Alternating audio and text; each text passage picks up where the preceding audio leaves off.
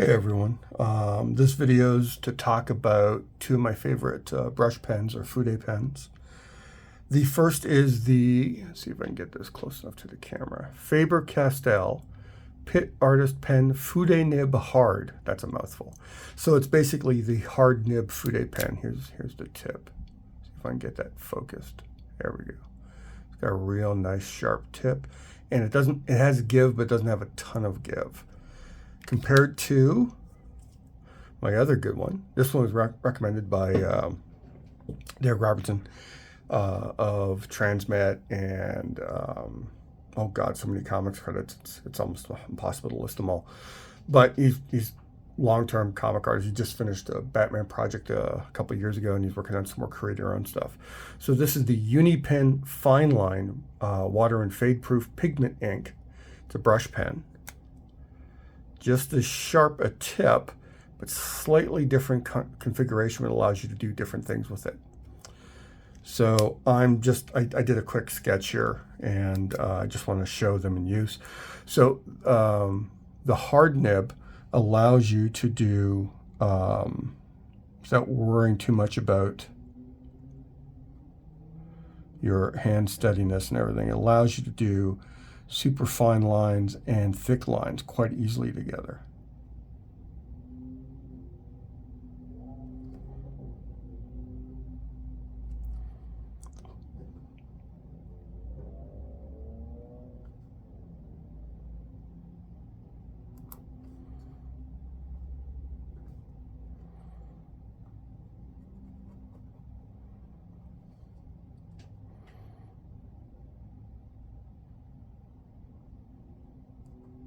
Go a little heavy with very little pressure.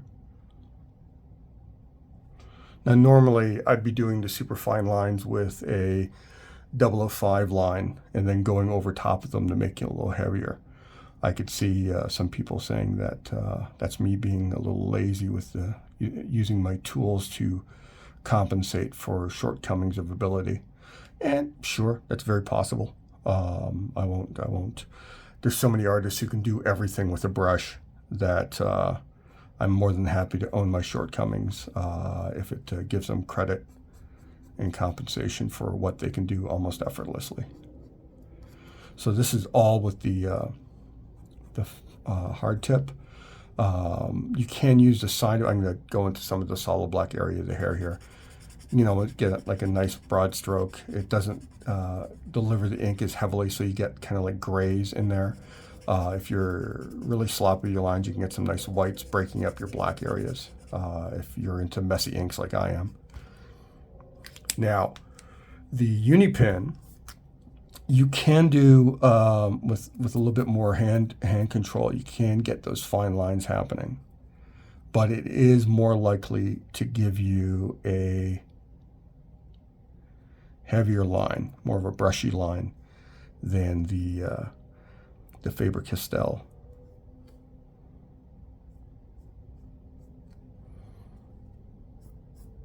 But what I like about, you know, if I want more line variation in a brushy context, I will use this over the Faber Castell, which is a recent addition to my toolkit.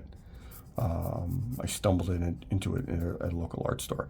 But one of the things, because I've been using these, I bought like a bag of like 100 of them from Cult Pens a couple years ago. So I still got about maybe 15, 20 left. What I like about these is you saw me use a Faber Castell on its side. It just gives me a nice, you know, wide line, kind of like almost like a 2mm line. What happens if you use this at a shallow level, you get two lines. And they're parallel, and they're not 100% consistent, so they feel very organic. They're great for doing hair and texture. So I'll use. I don't think this was intended usage of this pen. It's just something that falls into like, oh my God, I can use this. So it's very unlikely I ever stop using this type of pen because of its versatility just in that area alone. I mean, look how quickly I'm doing hairlines here.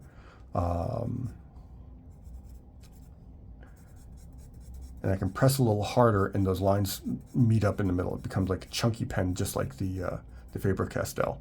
So this is an incredibly versatile pen because of that. So I'm very, very happy to have them both in my toolkit. Again, from Canada, I find ordering from Cult Pens in the UK the best situation. So I order them in bulk. Basically, if you order 175, I think that's the number, 175 bucks of material from them, shipping's free. And if you're ordering as many pens as I do and you go through them as much as I do, that's an easy number to hit. If you just want to try them out, I think they're both carried on Amazon. I don't know about local art supply stores. You can check with them. If you're in the US, I'm pretty sure everything is on Jetpens, because everything is on Jetpens. And yeah, so just a short little video, do a little bit of drawing.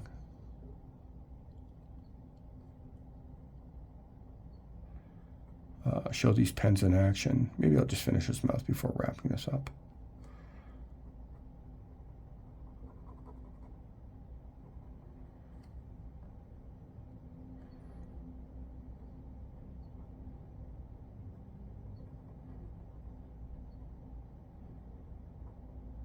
But I'm very happy with these pens when I'm sharing the information about them. So again, the information on the actual, like the names, will be in the video description. But two very useful pens. They partner up very nicely with the other materials I use, like the Otto liquid ink ballpoints and the Posca black paint pens for my solid black areas. You guys have a great day. Bye.